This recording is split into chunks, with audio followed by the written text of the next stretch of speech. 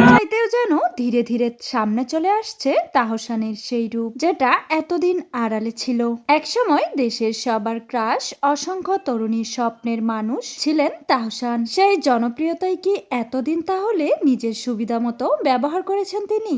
প্রশ্ন উঠছে, আর সেই প্রশ্নের জবাব খুঁজতে গিয়ে নতুন করে আলোচনায় আসছে তার একের পর এক ভাঙন। মিথিলাকে এতদিন খুব সহজেই পরকীয়া রানী বলে দাগিয়ে দেওয়া হয়েছিল, কিন্তু আজ অনেকের কাছে মনে হচ্ছে মিথিলার একা কোনো দোষই ছিল না। এরপর এলো রোজার অধ্যায়। রোজার সাথে বিচ্ছেদের পর সমাজে যে গল্প বানানো হলো, তাতে রোজাকেই বানানো হলো খলনায়িকা। বলা হলো সে নাকি তাহসানের মেয়েকে মেনে নিতে পারেনি, ইচ্ছে করেই জনপ্রিয়তা পাওয়ার জন্য সে নাকি সম্পর্ক ভেঙেছে। এমনকি দাবি করা হয় এগুলো আগে থেকেই তার সাজানো নাটক ছিল এবং যা ছিল পরিকল্পনা মতো।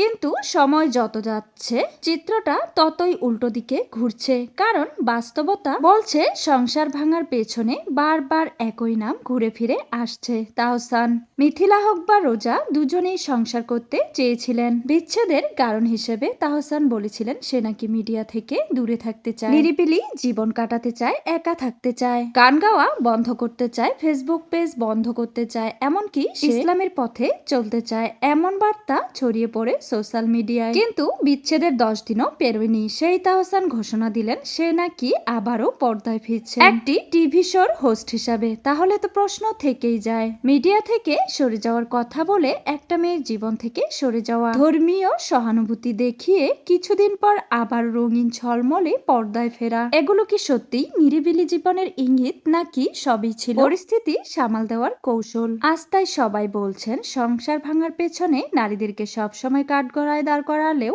আয়নাটা অন্যদিকে ধরা দরকার। ভণ্ডামি কি এতদিন তাহলে চোখের সামনেই ছিল? দর্শক, এই বিষয় নিয়ে আপনাদের কি মতামত অবশ্যই কমেন্টে জানাবেন।